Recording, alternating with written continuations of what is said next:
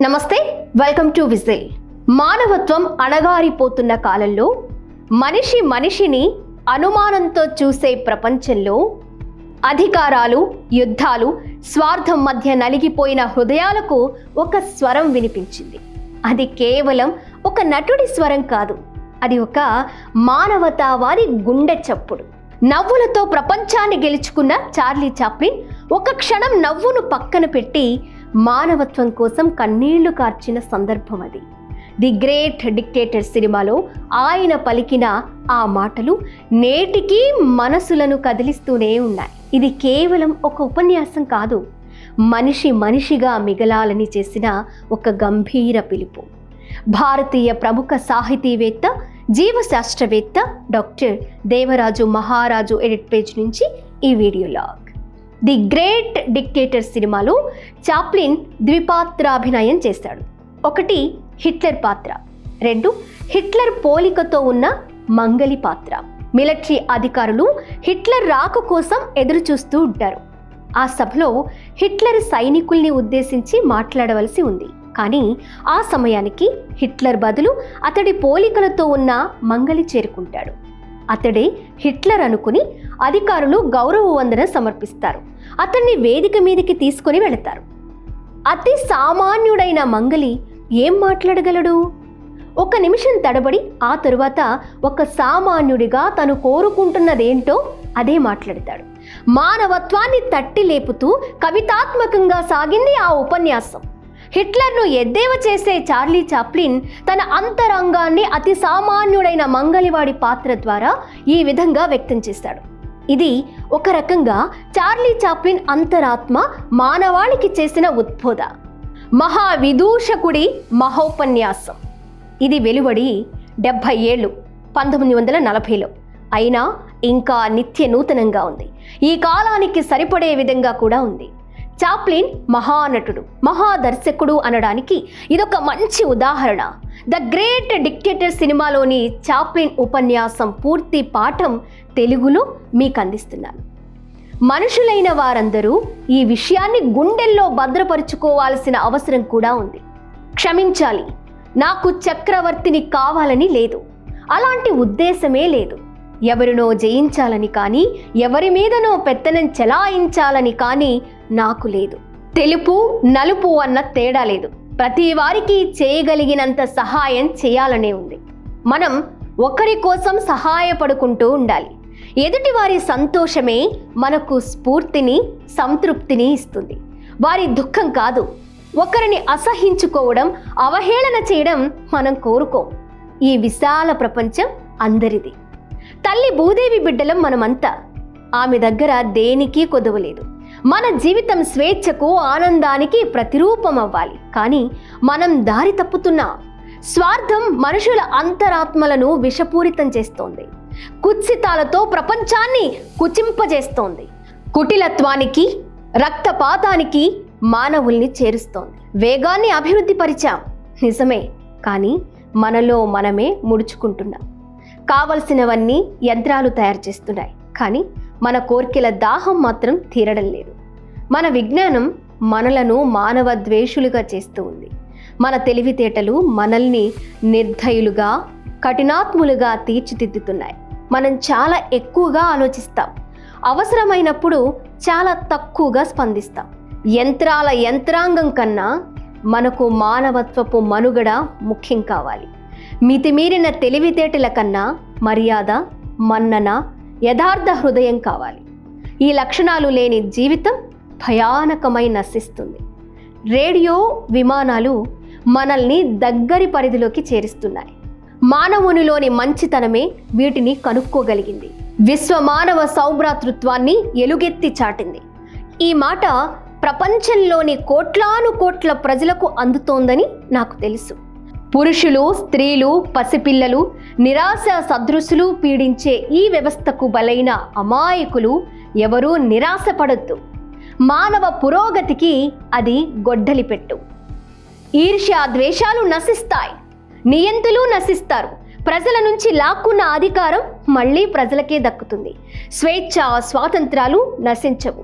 తాత్కాలికంగా అణచబడ్డవి సంఖ్యలు తెంపుకుని ధైర్యంగా బ్రతుకుతాయి. సైనికులారా, ఆలోచించండి. దుష్టుల పక్షాన, దుర్మార్గుల పక్షాన నిలబడొద్దు. మీకు తిండి పెట్టి కసరత్తులు చేయించి మిమ్మల్ని పూర్తిగా వాడుకునేవాడు ఎలాంటి వాడో 1కి 2 సార్లు బాగా ఆలోచించండి. మీ ఆలోచనల్ని, మీ అనుభూతుల్ని శాసించే హక్కు ఎవరికీ లేదు. మీరు పశువులు కారు, గడ్డి పూచలు కారు. మానవ యంత్రాలకు దాసోహం అనేదే లేనే లేదు. యాంత్రిక మేధస్సులు, మాంత్రిక హృదయాలు గల కృత్రిమమైన యంత్రాల వాళ్ళు. మీరు యంత్రాలు కాదు, మనుషులు. మానవత్వం పట్ల మీకు అచంచల విశ్వాసం ఉంది. ఎదుటి వారిని ప్రేమించగల గొప్ప హృదయం ఉంది. ఎవరి చేత ప్రేమించబడిన కొద్ది మంది యంత్ర మానవులు మాత్రమే అసహనంగా, అసహ్యంగా, కృత్రిమంగా ప్రవర్తిస్తారు. వీర సైనికులారా, స్వేచ్ఛ కోసం పోరాడండి, బానిసత్వం కోసం కాదు. మీలో ఒక మహత్తర శక్తి ఉంది. జీవితాన్ని అందంగా, ఆనందంగా, సుఖప్రదంగా, ప్రశాంతంగా తీర్చిదిద్దుకోగల శక్తి మీలో ఉంది. యంత్రాల్ని సృష్టించగల నేర్పులు మీరే. యంత్రాలైపోకుండా మనుషులుగా నిలదొక్కునే ఆత్మశక్తి మీలోనే ఉంది. దాన్ని బయటికి లాగండి. ఇంకా ఆలస్యం ఎందుకు? రండి, ప్రజాస్వామ్యం పేరిట ఏకమై ఒక కొత్త ప్రపంచాన్ని సృష్టించుకుందాం. ప్రతి వాడికి పని, యువతకు మంచి భవిష్యత్తు, వృద్ధాప్యానికి భద్రత గల ఒక మంచి సమాజాన్ని సృష్టిద్దాం. అబద్ధాలు, మాయమాటలు చెప్పి అవినీతి పరులంతా, అహంకారులంతా గద్దెలెక్కుతున్నారు. వాగ్దానాలను నిలబెట్టుకున్న వారు ఇంతవరకు లేరు. ఇప్పుడు మనకై మనమే వాటిని సాధిద్దాం. జాతీయ, అంతర్జాతీయ స్థాయిలో సైతం స్వేచ్ఛకు అడ్డుగోడల్ని తొలగిద్దాం. దురాశ, దుఃఖం, అసూయ, క్రూరత్వాలకు నిలువ నీడ లేకుండా చేద్దాం. శాస్త్ర సాంకేతిక అభివృద్ధి సాధించే ప్రగతి వైపు పయనిద్దాం. రండి, అందరం ఏకమవుదాం. ఇది చాప్లిన్ ఉపన్యాసం. ఇక్కడ మరొక విశేషం ఉంది. హిట్లర్ను చార్లీ చాప్లిన్ ఆట పట్టించాడు. కానీ హిట్లర్ చాప్లిన్ అభిమానులలో ఒకడు.